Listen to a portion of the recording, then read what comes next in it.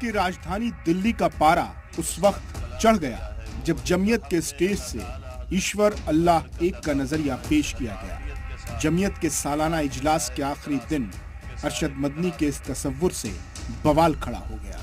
दरअसल कल तक आरएसएस की तरफ दोस्ती का हाथ बढ़ाने वाले महमूद मदनी के चचा अरशद मदनी मंच पर बोलने आए तो वो एक के बाद एक कई ऐसे बयान देते चले गए जिस पर बवाल मच गया। सबसे पहले आपको अरशद मदनी का एक एक बयान सिलसिलेवार तरीके से सुनाते हैं। जज्बात और तैश में अरशद मदनी ने कई बयान दिए। सबसे पहले उन्होंने अल्लाह और ओम को एक बताया और इसकी दलील पेश की।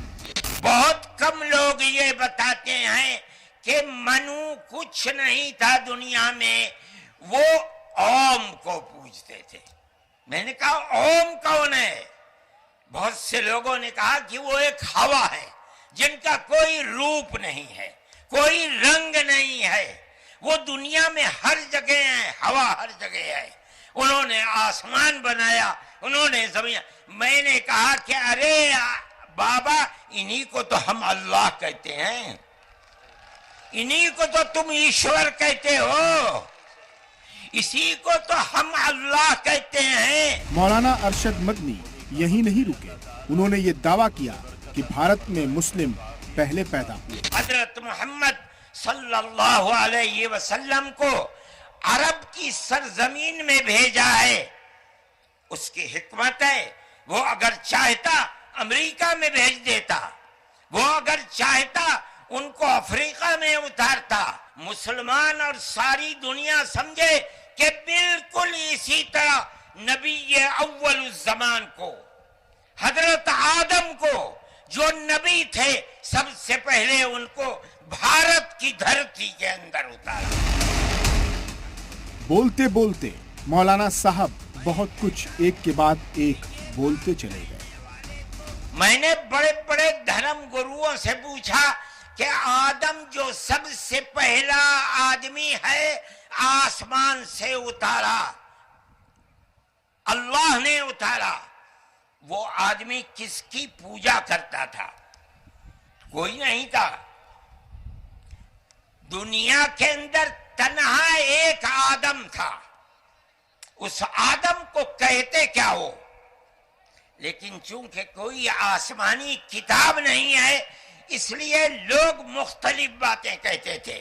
लेकिन बड़े बड़े धर्म गुरु यहां तक पहुंचे, उन्होंने कहा कि हम उसको मनु कहते हैं। मौलाना अरशद मदनी ने जैसे ही हजरत आदम को मनु से जोड़ा, जमीयत के स्टेज पर तनाजा पैदा हो गया। जैन मुनि लोकेश ने कड़ा एतराज जताया।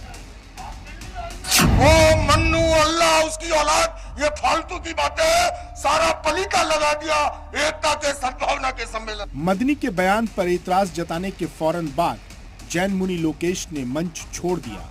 उनके पीछे पीछे मंच पर मौजूद साधु संत भी एतराज जताते हुए वहां से चले। हमको भगवान महावीर या अल्लाह ने पैदा नहीं किया है, हम उनको उससे ऊपर मानते हैं। ये फालतू की बातें, उसने पैदा किया, अरे पैदा मेरे माँ बाप ने किया। अरशद मदनी के बयान से हिंदू संगठनों का पारा भी हाई है।